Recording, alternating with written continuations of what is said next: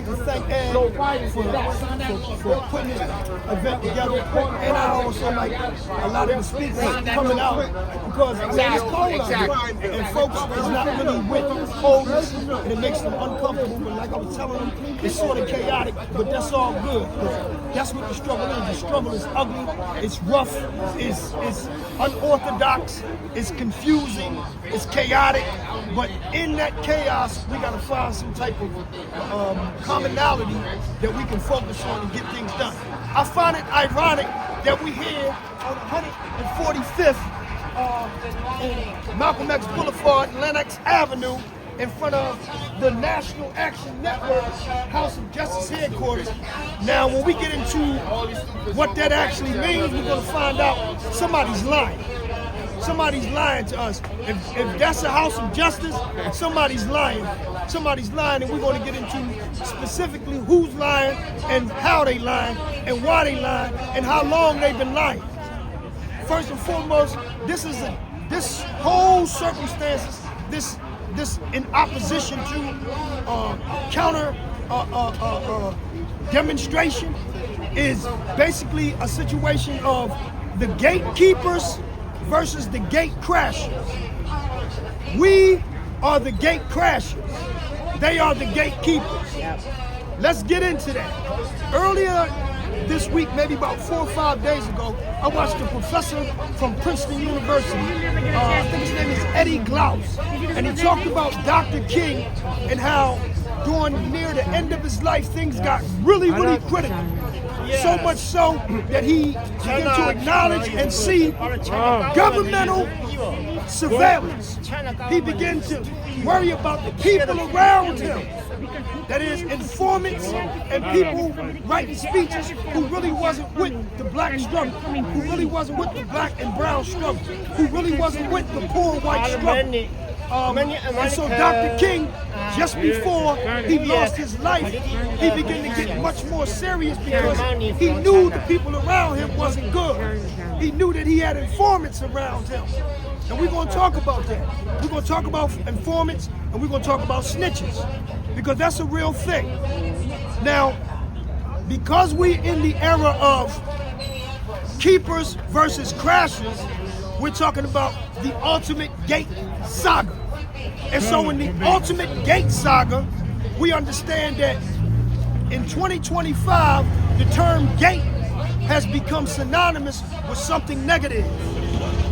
Watergate, which was government officials breaking the law in the Watergate Hotel, and since that time, everything has become synonymous with gate. It's negative. Bill and Hillary Clinton got caught up in what?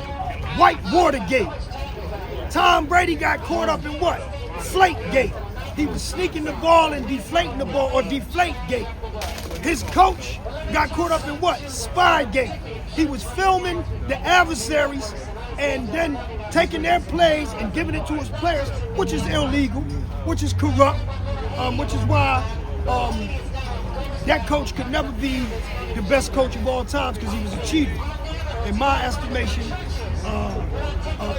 Jimmy Johnson is the greatest coach in professional football, because Jimmy Johnson never cheated. Bill Belichick was a cheater, and he could never be the best. And those who refer to him as the best simply don't understand that doing what's right, it actually matters. So we're talking about the crashers versus the keepers. Al Sharpton represents the gatekeepers, the 2026 gatekeeper. He is a gatekeeper. He has admitted publicly that he was an informant, but if you FBI informant. But let us be real. If you know anything about the FBI, once you're their informant, you're always their informant. So he's created a network, and his network is a network of spies. They gather serious and highly sensitive information, and they disseminate this information throughout the country from the information and take it back to government officials to find out who's doing the work of the people. So we know that if you list how informants and snitches were used to thwart our struggle There's a long list. There was an informant within Malcolm X. We right on Malcolm X Boulevard. There was an informant in Malcolm X attachment, and he set it up so Malcolm X would lose his life and be assassinated. An informant. That same informant left the Malcolm X attachment, and he went to Chicago and infiltrated the Black Panther Party for self-defense. The biggest chapter in the entire country, he infiltrated it and set up the death and precipitated the death of Chairman Fred Hampton Sr. I say senior because we got a Fred Hampton Jr. that's on the job. But that informant that caused the death of Malcolm X went to Chicago and set up the death of Chairman Fred Hampton Sr. Geronimo Jajaga, the chairman of defense for the Los Angeles, California chapter of the Black Panther Party for self-defense, was infiltrated. His legal team was infiltrated. He was represented by the great Johnny Cochran, my JC, my Lord and Savior. He was infiltrated by an informant, and this informant did damage. So we here today to talk about Judases. We're here to talk about, as big shout out to General Maizan, because General Maizan talked about in his song how in American Gangster, he said, y'all dudes, y'all made a movie. I think what was the boy's name in American Gangster? What was the boy's name? It wasn't Frank White, it was Frank Lucas. Yeah. Frank Lucas. He said, y'all made a movie about Frank Lucas. I was mortified. He said, some of you dudes supported that like a water ride. Oh yeah, yeah. Guess who made the soundtrack for that movie? Jay-Z. Jay-Z made that movie for American Gangster. And guess what we find out?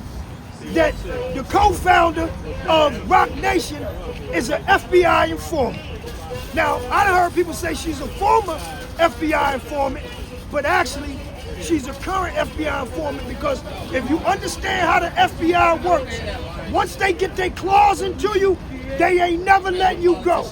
If you read, see, it's beautiful that we study the law, because when you study the law, you see these contracts that they make with the feds. They do it on the state level as well. And doing it on the state level, they understand that once they get you, once you belong to them, you're theirs forever. And so far as we're concerned, we're here to undo the damage done by informants and snitches. And if we don't stop and deal with that, none of this means anything. Because we're going backwards, we wonder why we can't get anything done. For those of us who do the work, this is what we understand. Our adversary has all of us working in silos.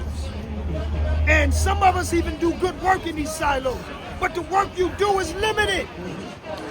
If we come together, we can be much more effective and efficient in the work that we do. But you got to come out of that silo. For those of us who do what I call genres, multiple genres of injustice, when you work in multiple genres of injustice, war victims, housing, the homeless, everybody knows housing is the engine, the number one engine for generational wealth. So why we got so many people homeless in the richest country in the world? So we have to understand that when you work in multiple genres of injustice, you get to see there's a common thread in all of those things. That common thread is oppression. The job of the conscientious is to cut that thread of oppression and then take a hammer and break all those silos and invite all the people who's doing the work in those silos to unify.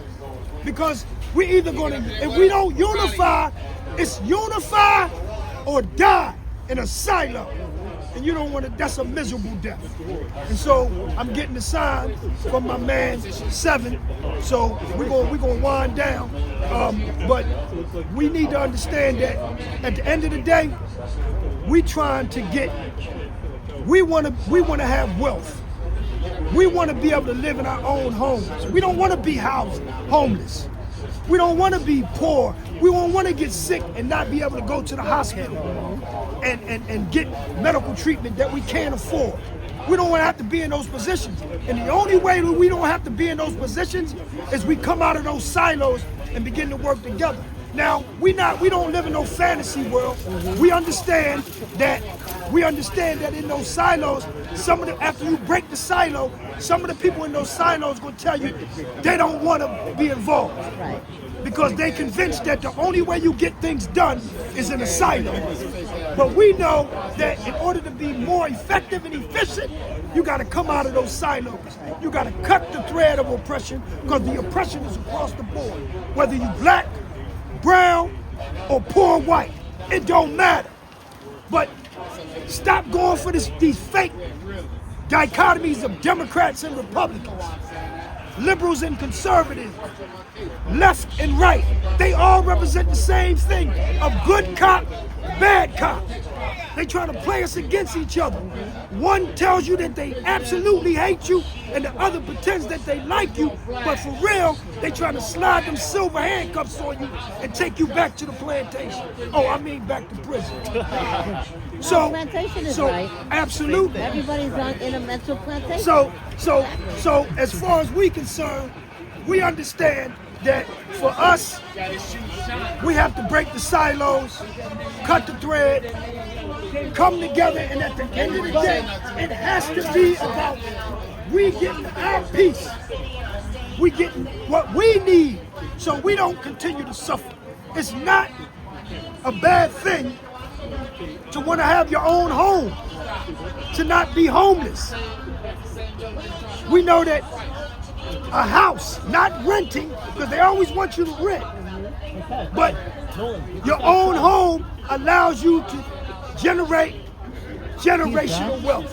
So your children won't have to suffer. So your children's children don't have to suffer. Why we keep suffering? It's the same. It's 2026 and we still suffering on all fronts. So I'm gonna wind this up. And once again, I'm gonna say I appreciate my man Seven for calling us and inviting us and bringing us together from different places on the map. And I want to thank y'all for speaking. Have the courage to speak. Have the tenacity and the integrity to speak, because this is what's gonna make the change. Not that nonsense Reverend Sharpton in there doing. He said he was an informant, but he didn't tell you that he's still an informant. Because once the feds get you, they never let you go. He just came to my city. I'm from the great state of North Philadelphia, city of Richard Allen. He came to my city about 4 or 5 days ago. And in that time, he actually talked about, he tried to trick you with black men didn't vote for Kamala. That's a lie.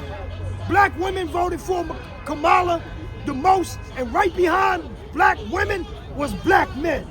Some black men were smart and understood that Kamala was a horrible candidate. Horrible. And some of the things she did are irreconcilable. Al Taylor. So, what's up, bro? The thing about Reverend Sharpton, he's a liar. When he tells you the story about Kamala, black men didn't vote for Kamala, he didn't tell you that he got $1 million. He got $1 million in two $500,000 increments. So yeah, if we don't tell the truth, if we don't deal with these Judases, these civil rights leaders, silver, S-I-L-V-E-R, silver, like Judas took silver to betray Jesus. These are civil rights leaders because they taking silver from the status quo. And they're taking silver from the status quo, they selling the farm. And Reverend Sharpton is one of them. He's one of many. So I'm gonna sign off. I appreciate y'all. We say Uhuru Nikasi, freedom is work. We say Harambe 7 times. Let's pull together. Big up to BX, particularly the Boogie Down. Big up to Cardi B. Big up to Maizan, the NY General, because you spoke the truth. DeHaven spoke the truth. DeHaven spoke the truth. Maizan spoke the truth.